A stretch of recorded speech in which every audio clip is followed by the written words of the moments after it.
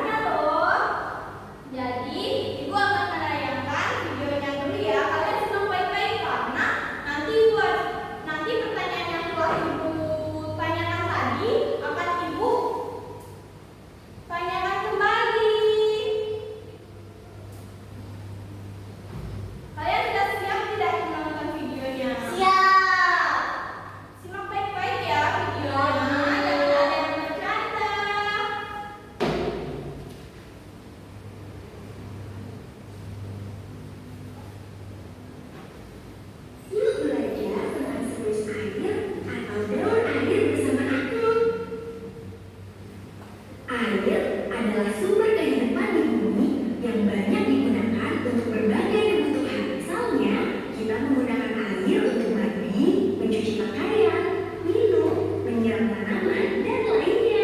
Beruntungnya, air merupakan sumber daya alam yang bisa diperbarui karena jumlahnya sangat banyak dan jumlah air di bumi seolah-olah tidak akan habis. Hal ini disebabkan karena adanya proses daur air. Secara umum, proses terjadinya daur air atau siklus air di bumi terdiri dari 4 tahapan. Tahapannya yaitu penguapan, kondensasi, presipitasi, dan infiltrasi. Air di laut, sungai, dan danau menguap akibat panas dari sinar matahari. Proses penguapan ini disebut evaporasi. Pada proses ini terjadi perubahan zat cair menjadi zat gas yang terkumpul di bagian atmosfer bumi. Ada juga bentuk evaporasi atau penguapan lainnya yang terjadi pada tumbuhan atau yang biasa disebut transpirasi. Transpirasi adalah pelepasan molekul air sebagai hasil metabolisme dari tumbuh-tumbuhan. Proses siklus atau perputaran air yang terus berlangsung di bumi selanjutnya disebut dengan kondensasi. Uap air yang berasal dari proses sebelumnya akan berubah jadi awan dan akan berada di tempat tinggi karena angin. Pada tahap ini terjadi proses kondensasi atau yang lebih umum dikenal dengan pengembunan. Ketika awan berada di tempat yang makin tinggi, maka suhunya akan berubah menjadi semakin rendah. Intinya, awan akan mengalami pengembunan, membentuk titik-titik air yang akan berubah menjadi awan. Proses presipitasi adalah lanjutan dari proses kondensasi, di mana air akan turun dari awan ke permukaan atau disebut hujan. Presipitasi bisa terjadi akibat pendinginan dan penambahan uap air, sehingga air membuat awan sampai titik jenuh. Semakin banyak uap air yang terbentuk, maka tetesan air hujan yang turun akan semakin banyak. Air ini tidak hanya turun dalam bentuk hujan, tapi air bisa turun berbentuk salju. Ini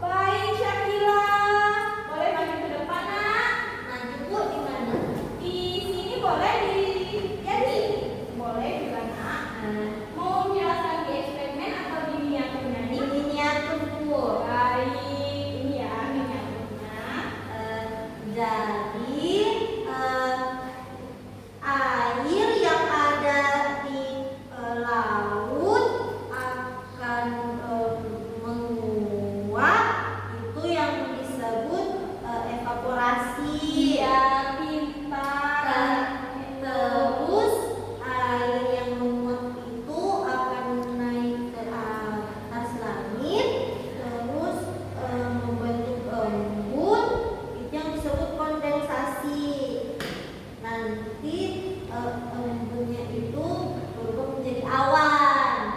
Iya. Terus setelah berubah menjadi awan, airnya itu akan semakin banyak. Terus jadi awannya itu akan semakin besar dan semakin hitam seperti di sini. Terus karena awannya sudah tidak mampu menahan air lagi, jadi dia jatuh. Nah, proses jatuhnya ini disebut dengan presipitasi. Pintar. Lalu yang terakhir, Nak. Nah, air hujannya itu akan jatuh ke tanah. Nah, itu disebut dengan infiltrasi. Pintar. Beri tepuk tangannya dulu buat yang benar. Nah, Syakila boleh duduk kembali ya. Sama-sama. Jadi, Ibu juga kan Syakila sudah menjelaskan. Nah,